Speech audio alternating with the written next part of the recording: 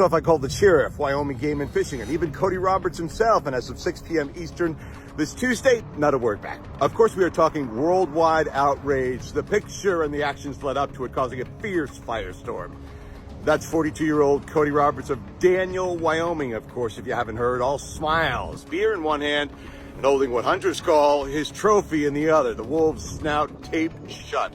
Roberts appearing to be very proud of the wolf after he reportedly ran it over with a snowmobile back on February 29th, and then instead of taking the animal for help, went home, then brought it out to the bar to show off. Sadly, the story doesn't end there. After parading the poor injured and tired wolf all around the bar, witnesses say he dragged or carried the wolf behind the building where he allegedly tortured and then shot the poor wolf dead. His punishment? Get ready. If you haven't heard it yet, it's a $250 citation. Yes, $250. Now, here's the thing. It's legal to kill wolves in the part of Sublette County where he was, but by keeping the animal alive and tormenting it, he was violating hunting ethics. He was cited for violating Chapter 10, which in Wyoming means violating the importation and possession of live, warm-blooded wildlife. And did you know?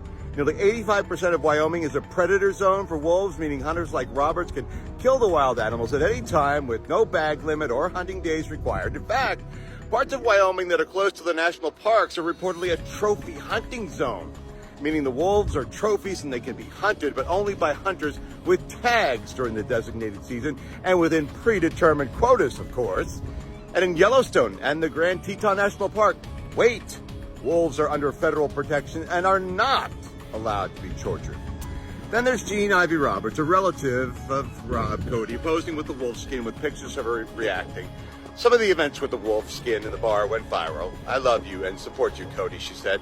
Some of the locals say she celebrated the fact that animal cruelty laws doesn't apply in this case. Wyoming Game and Fish confirmed a man had been fined, but wouldn't say who, although court records show Roberts was cited for wildlife violation from an incident on February 29th. So in Wyoming, people can only be charged with cruelty for cases involving pets and domestic animals, not predators like wolves. And now a group of organizations with ties to Wyoming and the Northern Rockies appealing to the Sublette County Attorney's Office in a letter asking for additional animal cruelty charges against Roberts.